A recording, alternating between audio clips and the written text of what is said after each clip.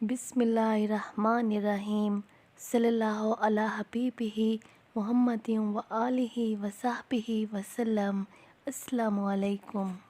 آپ کی زندگی میں جو پریشانی ہے، جو ٹینشن ہے اور جو مسئلے ہیں جو حل نہیں ہو رہے اور نہ ہی پریشانیاں ختم ہو رہی ہیں اور آپ بہت پریشان ہیں، کہیں سے بھی آپ کو کوئی وسیلہ نہیں مل رہا اور کہیں سے بھی آپ کو کوئی راستہ نہیں مل رہا اور آپ کافی حد تک پریشان ہیں کہ اب میں کیا کروں، کیا کرنا چاہیے، تو اس صورت میں آپ درود ابراہیمی کا سہارا لیں، درود ابراہیمی سے دوستی کریں اور بڑی محبت کے ساتھ درود ابراہیمی کو پڑھا کریں۔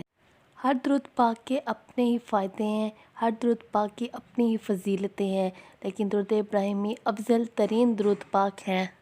اس درود پاک کا سہارا لیں، درود پاک کے ساتھ دوستی کریں اور بڑی محبت کے ساتھ درود پاک پڑھیں۔ انشاءاللہ تعالیٰ کوئی نہ کوئی راستہ آپ کے لیے ضرور نکلے گا، کوئی نہ کوئی وسیلہ اللہ تعالیٰ آپ کے لیے ضرور بنائیں گے، آپ کی ساری مصیبتیں ختم ہو جائیں گی۔ بہت سے لوگ ہیں درود پاک کثرت سے پڑھتے ہیں، دن رات پڑھتے ہیں، اٹھتے بیٹھتے پڑھتے ہیں لاکھوں کی تعداد میں، لیکن ان کی زندگی میں وہ میریکلز نہیں ہوتے، وہ فائدے ان کو حاصل نہیں ہوتے جو درود پاک پڑھنے کی وجہ سے ان کے ساتھ میریکلز ہونے چاہیے، جو فائدے ہونے چاہیے۔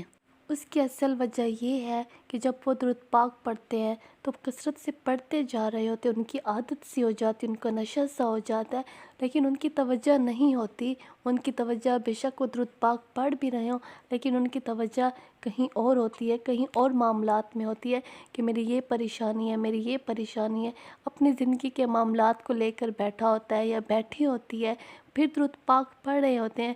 تو ایسا درود پاک سے ہمیں اس طرح فائدہ حاصل نہیں ہوتا جو درود پاک پڑھنے کی وجہ سے ہمیں فائدہ حاصل ہونا چاہیے۔ بس آپ درود پاک پڑھیں اور پھر درود ابراہیمی پڑھیں، اور پھر یہ تو ناممکن بات ہے کہ آپ کے مسائل ہی حل نہ ہوں، آپ کی زندگی میں آسانیاں ہی نہ ہوں، یہ ہو ہی نہیں سکتا، کیونکہ درود ابراہیمی کسی بھی انسان کو مایوس نہیں کرتی۔ اگر آپ چاہتے ہیں کہ آپ درود پاک کو بڑی محبت کے ساتھ، بڑی لگن کے ساتھ پڑھیں، لیکن آپ خود کو مشقت میں نہ ڈالیں، بس آپ نے 100 ٹائمز فجر کی نماز کے بعد پڑھیں، لیکن بڑی محبت کے ساتھ، بڑی لگن کے ساتھ پڑھیں، سکون سے اپنے سر کو ڈانپ کے بیٹھیں اور خانہ کعبہ کی طرف منہ کر کے بیٹھیں، بڑی محبت کے ساتھ پڑھیں۔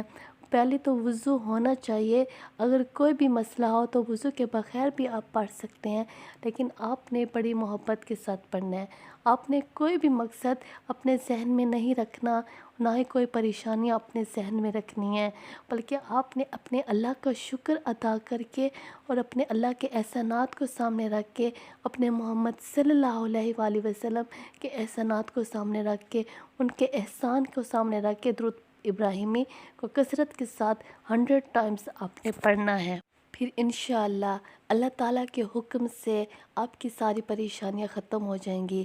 آپ نے تو اپنی پریشانیوں کے بارے میں سوچا ہی نہیں تھا اور نہ ہی کسی مقصد کو دل میں ذہن میں رکھ کر درود ابراہیمی پڑھا تھا، بلکہ آپ نے اپنے محمد صلی اللہ علیہ وآلہ وسلم کی محبت میں درود ابراہیمی پڑھا تھا، اور اپنے اللہ تعالیٰ کے احسانات اور اپنے اللہ تعالیٰ کی اطاعت اور اپنے اللہ تعالیٰ کے حکم کی اطاعت کرتے ہوئے آپ نے درود ابراہیمی پڑھا تھا۔ تو انشاءاللہ تعالیٰ آپ کی زندگی میں ضرور میریکلز ہوں گے، ضرور معاوضے ہوں گے۔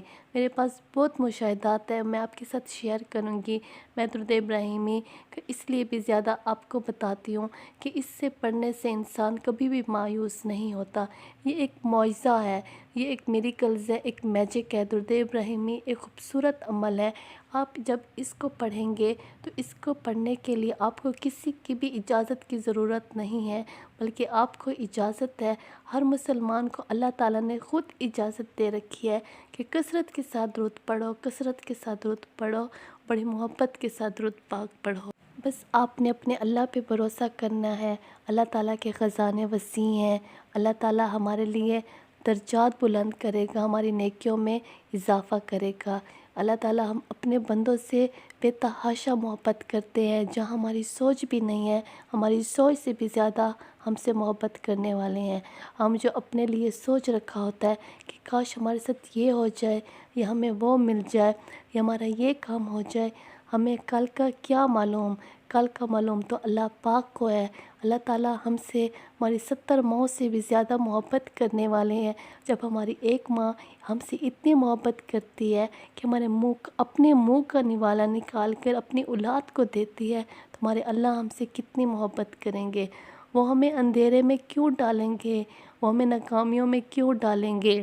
اس لیے اللہ پاک اپنے بندوں کو آزماتا ہے، اپنے بندوں کو برائی سے بچاتا ہے، اپنے بندوں کو آخرت کی دوزخ کی آگ سے بچاتا ہے، اپنے بندوں کو قبر کی آزمائش سے، تنگ قبر سے اور اندھیری قبر سے بچاتا ہے، کیونکہ اس کو اپنے بندے بہت پیارے ہیں۔ لیکن ہمیں اس بات کی سمجھ نہیں ہے، ہم صرف اپنی خواہشوں کو، اپنے خوابوں کو، اپنے ارمانوں کو لے کے اللہ سے بار بار دعائیں مانگ رہے ہوتے ہیں۔ اس لیے بھی اللہ تعالیٰ ہماری دعائیں قبول نہیں کرتا، ہم یہی کہتے ہیں، لیکن ایسی بات نہیں ہوتی۔ ہماری ہر دعا اللہ تعالیٰ قبول کرتے ہیں، اور جو دعا ہماری قبول نہیں ہوتی اس سے بھی زیادہ خوبصورت اللہ تعالیٰ نے ہمیں عطا کرنے والا ہوتا ہے، لیکن ہم انسانوں میں صبر نہیں ہے۔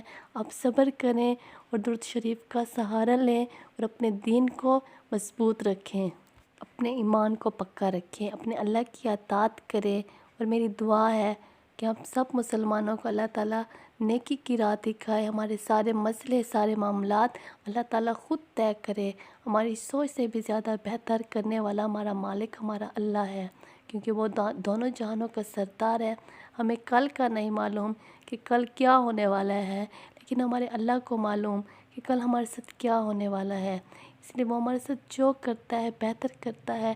اپنے لیے دعا کیجئے گا، انشاءاللہ آپ کی جو خواہش ہے اللہ تعالیٰ ان خواہشوں کو پورا کرے گا، جو غلط بھی ہے اس کو صحیح کی طرف لے کر جائے گا انشاءاللہ۔ اللہ کے خزانے وسیع ہیں، اللہ کے سامنے دیر ہے، اللہ کے سامنے اندھیر نہیں ہے انشاءاللہ۔ صلی اللہ علی حبیبہ محمد و آلہ و صحبہ وسلم۔ السلام علیکم۔